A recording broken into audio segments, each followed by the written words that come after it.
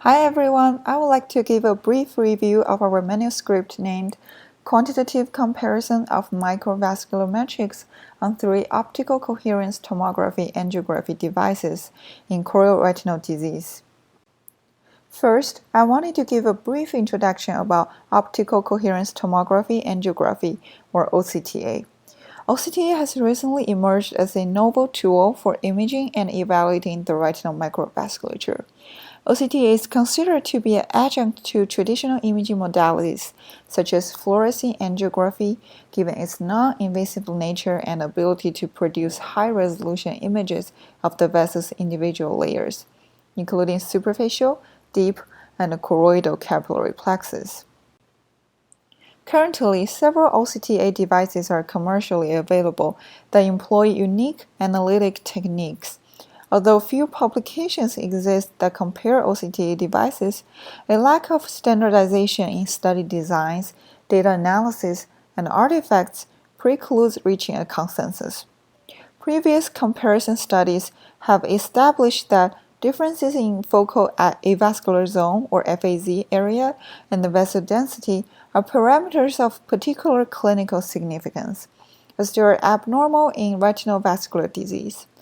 Thus, the aim of this study was to quantitatively compare FAZ and vessel density metrics across the following 3 OCTA platforms: Optovue XR, Topcon Triton Swipe Source OCT, and Zeiss Cirrus Angioplex.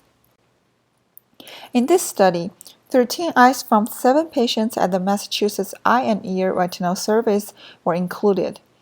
The subjects had a variety of chorioretinal diagnoses in table.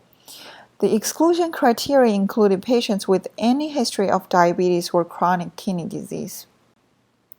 For imaging, pupillary dilation was completed for each patient, and the OCTA imaging on each device was performed using a 3x3 or 6x6 mm² volume scan pattern centered on the fovea. Furthermore, an image of the superficial capillary plexus (SCP) and deep capillary plexus (DCP) was generated for each eye using automated layer segmentation. Imaging processing was performed using ImageJ software. 2 investigators separately and independently measured FAZ area at the SCP. In addition, the images were binarized using the night black automated local threshold method. For each image, vessel density was the percentage calculated by dividing the total surface area of the image. Comparison of FAZ area measurements revealed no significant differences across the devices. Bland-Altman plots showed agreement between the 2 investigators and 3 devices measuring the FAZ area. For comparison of vessel density across 3 devices, repeated measures ANOVA revealed that a significant difference existed. Paired comparisons via post-hoc tests indicated a significant difference in the superficial capillary plexus vessel density between all of the devices. For the deep capillary plexus, a significantly greater vessel density was observed with Angioplex in comparison to both Triton and Angiovue. The p-values are highlighted in red.